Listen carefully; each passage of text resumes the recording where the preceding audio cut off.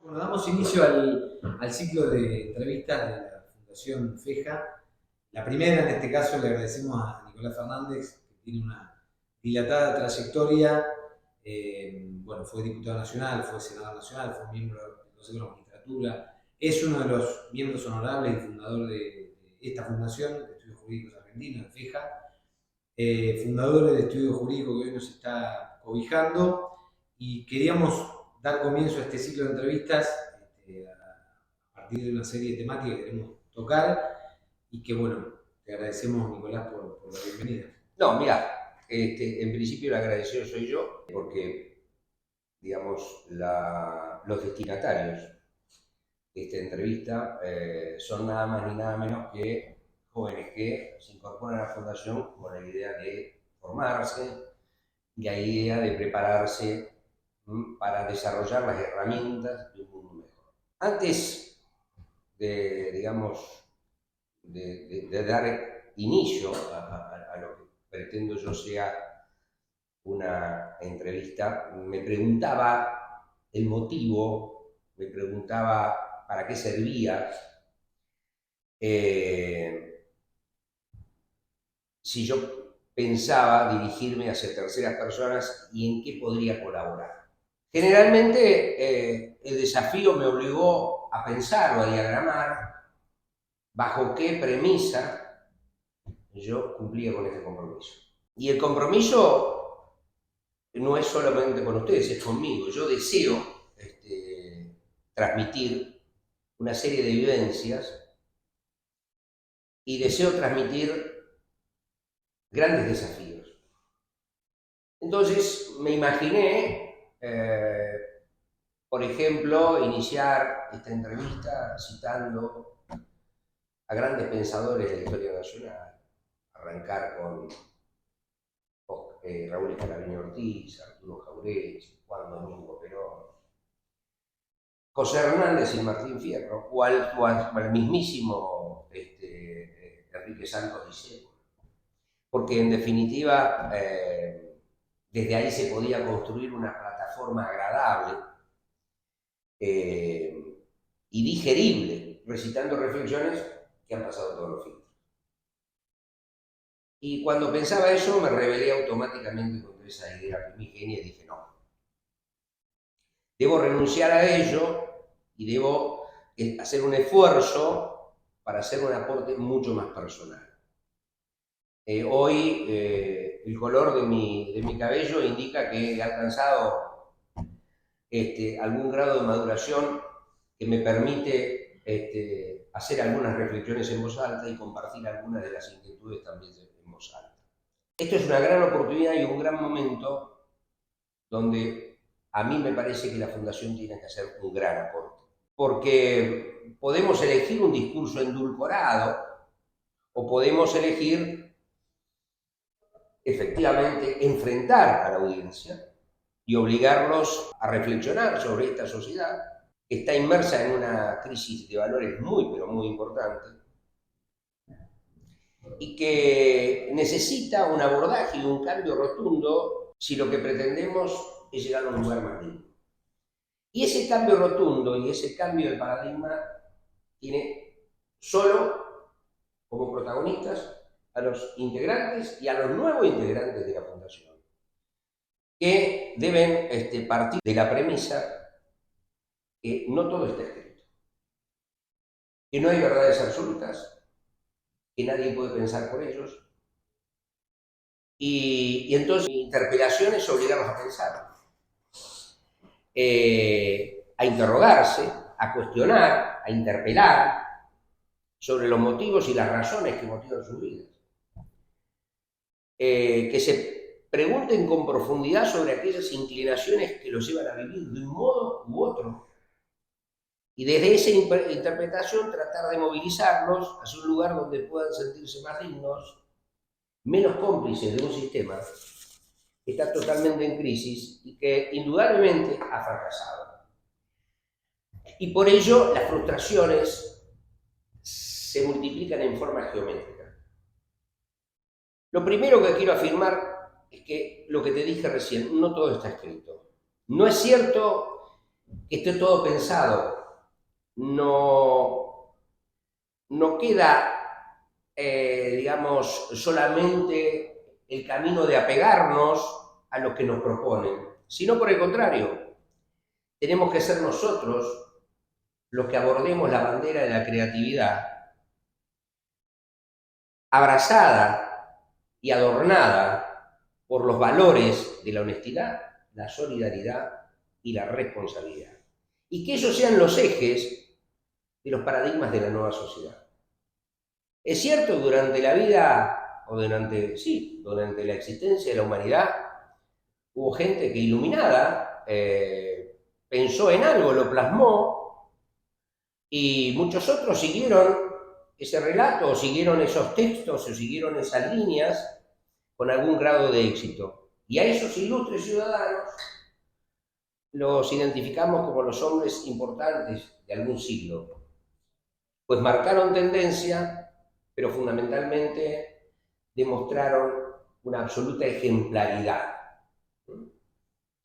La tarea que yo quiero traer, independientemente del cuestionamiento particular que después hagamos sobre tal o cual punto, es imponernos el gran desafío de convertirnos en actores principales, no actores de reparto. Darnos la importancia de la tarea de participar en el diseño de nuevas soluciones para la etapa y época que nos toca vivir. Para ello se puede y se debe pensar distinto, pues la rebelión impregnada de los valores los convertirá seguramente en ciudadanos distintos. Este camino es más difícil. Si hacemos seguidismo es mucho más fácil. Muchas veces nosotros tenemos acceso directo o indirecto a afirmaciones de aquellos que están convencidos de algo y pretenden convencernos de lo mismo. Y nosotros, como estamos acostumbrados a escuchar, hemos dejado de pensar. Hemos dejado de cuestionar para simplemente escuchar, y esa falta de rebeldía, que es medio grupal, nos convierte en instrumentos que se dejan conducir. No hay pecado más grande que el de escuchar sin cuestionar, el de observar sin contemplar, el de dejar que el otro nos cuente cómo, por dónde, y nosotros preguntarnos los por qué de esas afirmaciones. Y sin más, poner todo en crisis, esas ideas, y ponerlas en crisis desde la participación colectiva. Esto es, si yo siento un orador y expresa sus ideas, y después que se va el orador en forma libre y anónima, cada uno efectúa reflexiones, los resultados son magníficos, porque la gente tiene libertad, la gente pierde el miedo a la participación, y entonces el resultado de ese ciclo de síntesis es maravilloso. Todo aquel que se dirige a nosotros debe contar con una historia, tiene una historia. Y esa historia sin maquillaje, esa historia sin disfraces, lo hará un mensajero auténtico, coherente en su forma de pensar, de actuar y de vivir, o por el contrario, lo identificaremos como una persona que nada de lo que dice hizo jamás ni podrá hacerlo. Porque la ejemplaridad es una necesidad imperiosa que le debemos demandar al disertante.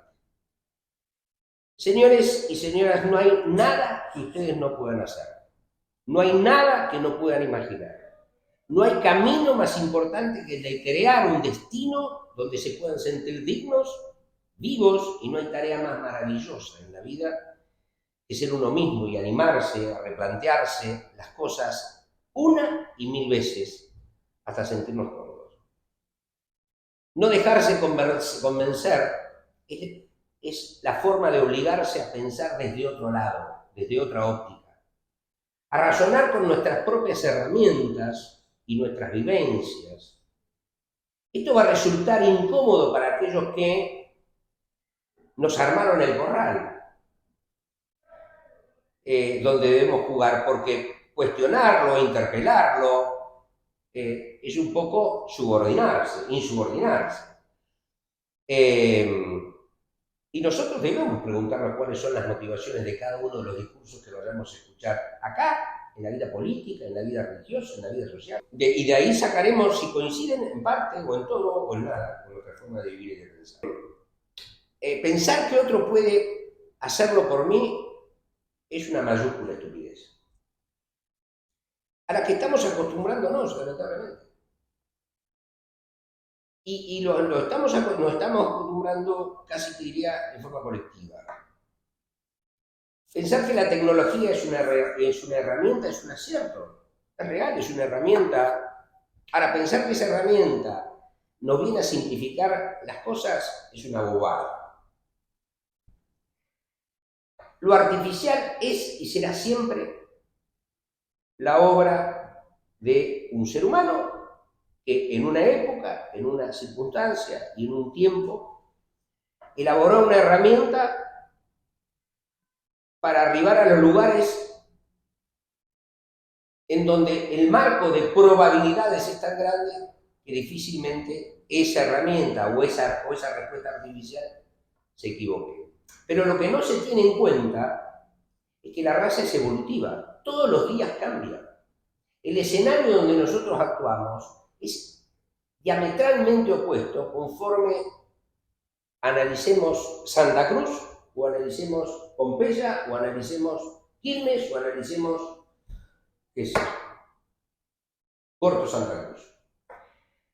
Y a veces entonces yo me pregunto cómo podemos ser tan ciegos de pensar que la inteligencia artificial vino para facilitarnos la vida. Y hay gente que piensa que la inteligencia artificial vino a eso.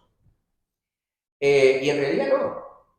La inteligencia artificial es una herramienta que creó el ser humano, como crearon tantas herramientas, que nos viene a interpelar para que podamos pensar por encima de ella y de prevenir. Porque nada bueno puede salir de una máquina que está confeccionada por un hombre o por un ser humano que tiene sus limitaciones objetivas y subjetivas y actúa de acuerdo a un espacio en el cual vive y frente a una problemática que es el eje del trabajo por el cual desarrolla esa inteligencia artificial. Si fuéramos muy inteligentes o si pudiéramos empezar a convertirnos en actores principales de la nueva sociedad, del nuevo paradigma de la sociedad, tendríamos que cuestionarnos por qué las catástrofes ambientales, por qué las guerras inútiles. Las cosas estarían mucho más equilibradas si efectivamente el ser humano participara con responsabilidad en este nuevo diseño. Por eso, la convocatoria es a rebelarse. Rebelarse ante todo, rebelarse ante la justicia. Pueden y deben tomar el camino que crean, porque me parece a mí en la que esas herramientas con las que vamos a contar en la medida que el tiempo avanza resultan insuficientes o vetustas y nos pueden conducir a lugares donde jamás quisimos ir. Hay lugares en el mundo donde la inteligencia artificial genera sentencias condenatorias a ciudadanos en base a una plataforma con enorme campo de probabilidades que contienen variables de conductas adaptadas a determinado tipo de parámetros, y eso sirve en un momento, para un momento, en un tiempo y en un lugar del mundo. Ahora, debemos preguntar quién cargó esos datos, qué motivaciones, qué ideología, qué finalidades, cuáles son las razones por las cuales se cargaron de un modo y no de otro. Porque esa inteligencia artificial y esas herramientas sin el control y la mirada crítica del ser humano falla, siempre falla, y va a fallar toda la vida. ¿Por qué esto? Porque la raza es evolutiva y porque efectivamente la Argentina tiene hoy una problemática diametralmente opuesta. No es lo mismo un chico cuyos padres hace 3 generaciones que no trabajan, un chico que está desnutrido, un chico que no tiene educación, que era un chico de clase media que va a una escuela privada. Y entonces yo no puedo aplicar artificialmente para determinado tipo de cosas una única respuesta. Sería más difícil dejarse convencer, más fácil dejarse convencer y tomar el camino de repetir al tal hartazgo los textos de quienes se dirigen a nosotros.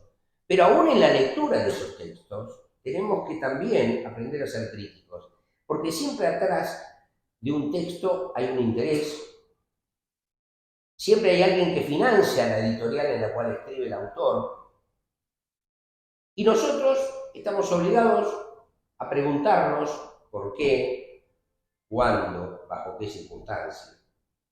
Y con esa mirada crítica, analizar todo tipo de textos y todo tipo de discursos. Muchas repiten cosas que otros dijeron y otros que escuchan quedan perplejos ante la capacidad discursiva de alguien que efectivamente tiene una gran capacidad de oratoria. Pero no es común. La gente no se prepara para eso. Pero les pido a todos ustedes que no se rindan frente al relato. Cuestionen, no se dejen convencer. Nada de lo dicho ni nada de lo escrito es pétreo. Hay otro camino, que es el más importante, que es el camino por recorrer, es lo que nos queda por delante. Y ese camino debe generar alternativas con soluciones, con valores que la sociedad perdió hace rato. Yo me asombro cuando un grupo de personas quedan horas escuchando a otra que se dirige a ellos y se levantan de los pupitres y las reflexiones son: qué magnífica, qué inteligente. No, señores, la verdad no la tiene el disertante, la verdad la tiene el que participa y puede, desde escuchar, pensar, no dejarse convencer, cuestionar, racionalizar ese diálogo en el que tuvo la palabra para poner en crisis cada una de las reflexiones. Por ejemplo, hoy está muy en boga un tema del que mucha gente habla, que es el juicio por jurado. Y el juicio por jurado pareciera que vendría a resolver la lentitud de la justicia, la mora de la justicia, algunos problemas de fallos que efectivamente no coinciden con el pensamiento de la sociedad. Tenemos que pensar que ese juicio por jurado sirve para determinado tipo de cosas y no sirve para otras. Como de hecho, tampoco es novedoso el juicio por jurado. El juicio por jurado ya existió y fracasó. ¿Por qué fracasó? Porque los que estaban efectivamente frente a un juicio por jurado entendieron cómo infiltrarlo, cómo boicotearlo, cómo sobornarlo.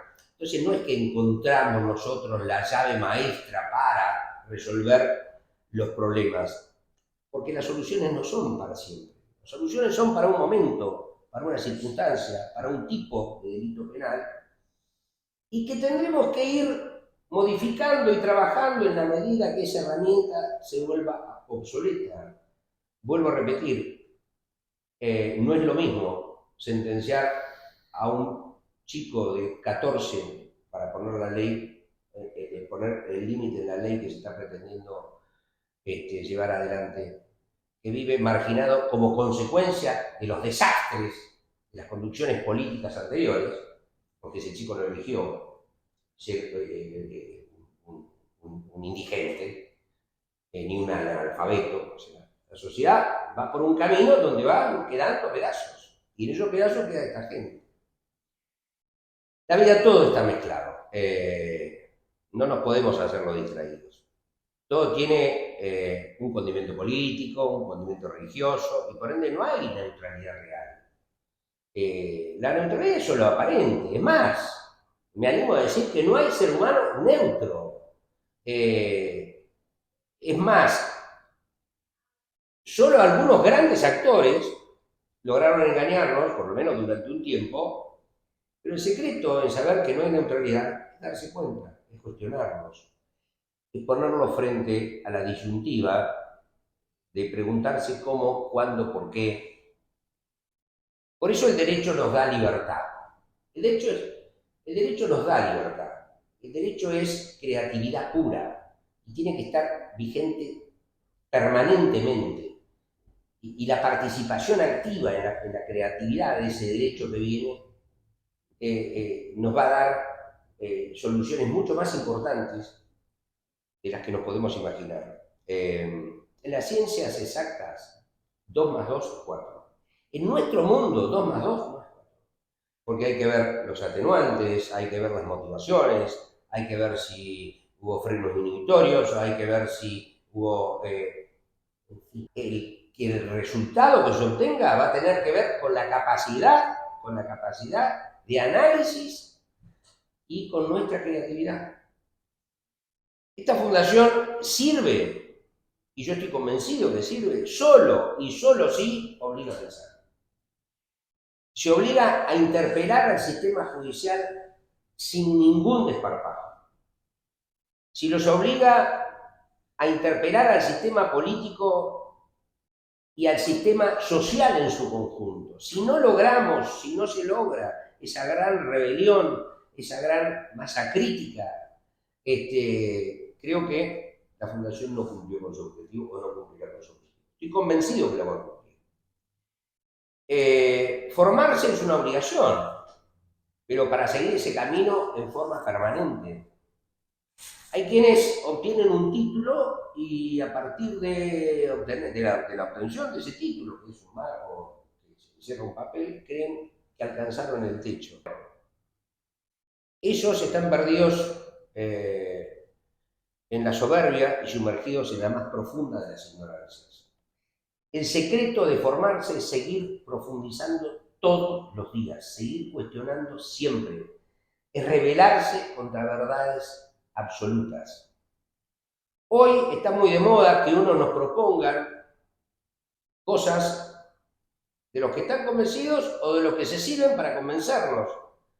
Pues en otra oportunidad eso los convencieron a ellos o ellos se sirvieron de esas cosas para convencernos. No hay fórmula mágica. El ladrillo tiene, es cierto, una parte de barro, pero no todo es barro.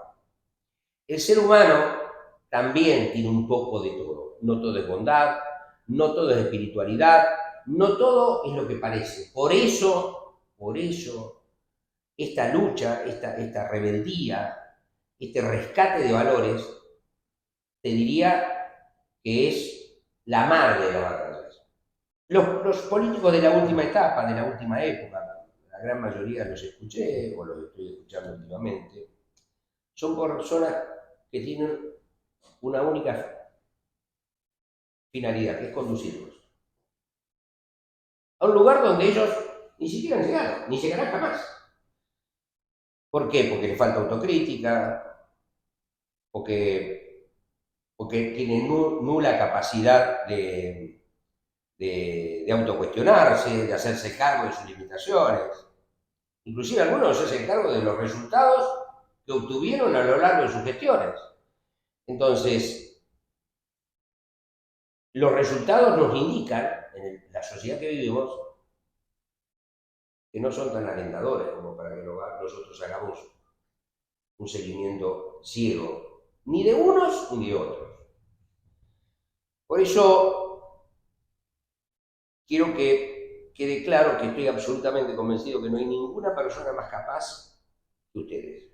No hay persona que tenga mayor capacidad que la que tienen los integrantes de la Fundación. Serán más corajudos, serán más atrevidos y habrán hecho un esfuerzo humano para ser grandes actores. Pero quiero que entiendan que esa obra tiene a ojos vista un resultado espantoso. Y esos dirigentes políticos inclusive fueron los libretistas de la historia que protagonizaron. Con lo cual la condena es doble. Siempre se repite aquello que en el país de los ciegos el tuerto es rey. Y la verdad que analizando nuestras formas, diría nuestros modos y nuestras capacidades de sometimiento a las verdades que nos imponen, nos daremos cuenta que estamos bastante más ciegos de lo que pensamos. y que muchos tuertos se convirtieron en reyes, con solo proponérselo. Y lo que es peor, nos llegaron a convencer que los debíamos seguir. Y lo seguimos. Los resultados indican que efectivamente debiéramos haber puesto en crisis cada una de esas ideas que elegían para conducirnos. Por eso, medio poniendo un punto final, indicaría que esta fundación sirve para que ustedes pongan todo en crisis. Piensen todo en lo que está a su alrededor. Si no sean parte de una marea de gente que, sin mayor cuestionamiento, se conduce hacia la autodestrucción. Nosotros estamos caminando hacia un lugar de muy difícil retorno. Si no aparece un ejército de gente, si no aparece un grupo mayúsculo de gente que se replantee la vida, los destinos y digamos, y los objetivos que debe tener una sociedad. Voy a poner un ejemplo para no politizar el tema, porque podría elegir un ejemplo político, aunque fue bastante político mi discurso. Hay páginas y páginas y páginas, textos y textos, escritos sobre el medio ambiente. Y hay páginas y páginas de fallos judiciales que condenan y que tratan de enderezar conductas en procura de la preservación, que es una obligación. La preservación del medio ambiente, de la aldea global, es una obligación propia, pero además la tenemos para con las generaciones futuras. La gran mayoría de los partícipes de la fundación tienen hijos, van a tener nietos y van a tener que vivir con este sistema. Y a veces nos falta reflexionar profundamente sobre el rol que tenemos que tener, porque a veces nosotros no nos cuestionamos lo que hacemos porque es mínimo, porque es insignificante. Tirar una colilla de cigarrillo, tirar una botella de plástico en el mar. Pero este metamensaje, que el cuestionamiento a lo que está mal es el camino y la reflexión sobre modificar conductas es la única solución al problema, es el único camino posible. Es el puntapié inicial. Del medio ambiente podemos hablar un montón de cosas. Tenemos que tener en cuenta quiénes contaminan más, pero no irnos muy lejos. Vamos a la Argentina. Yo, por ejemplo, veo a dirigentes petroleros, a dirigentes mineros, sentados en los palcos cuando hablan los presidentes. Y entonces, no debemos perder de cuenta que estamos en una sociedad decadente, con dirigentes políticos y sociales de escasa creatividad y de muy mala memoria, cuando no ensayistas de modelos donde el ser humano no es más que una cosa. Quien les habla ejerció la profesión desde 1985 a 1999. En 1999 hasta el 2011 fui diputado nacional y senador nacional. Participé de las comisiones más importantes del Senado de la Nación. Fui miembro informante de las leyes que fueron la galladura del gobierno hasta el 2011. Fui vicepresidente del Consejo de la Magistratura, un consejo que funcionaba, no como el de ahora, que es una especie de cosa muy mezclada, en donde el presidente de la Corte ha hecho cosas incorrectas, por ejemplo, tomar el Consejo por azar. Y después de irme de la política, digamos, me impuse no ser ni siquiera asesor de un consejo deliberante de ningún municipio, aún de los municipios más chiquitos de Caleta Olivia, o de los municipios más chiquitos de la provincia. Pero esa distancia que yo tomé, y por la cual efectivamente empecé a funcionar con este estudio, me hizo ver un montón de cosas con muchísima más claridad. quizás recuperé la rebeldía, porque una de las cosas que tienen que saber es que uno ingresa íntegro y de alguna manera, en forma paulatina y gradual, va retrocediendo en sus convicciones para acordar, vaya a saber qué cosas, porque entendemos que las verdades nuestras no son las únicas. La verdad, dice Serrano, es triste. Yo digo, no es mala la verdad. Lo que no tiene es remedio.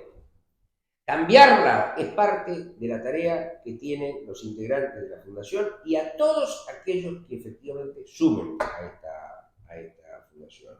Nosotros, nuestra generación, fracasó en ese objetivo. No pudimos cambiar nada y lo que creímos que habíamos cambiado, efectivamente, no fue tan así.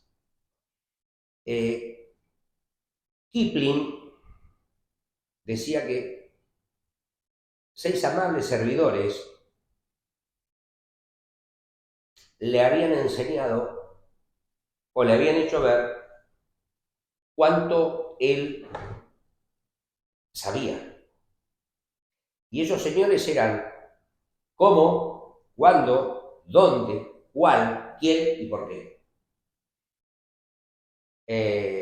Recuerden siempre, y si no, léanlo, el búho que tenía, creo que en el hombro izquierdo, la diosa de la sabiduría Atenea, que tenía los ojos muy abiertos y efectivamente, y muy atentos.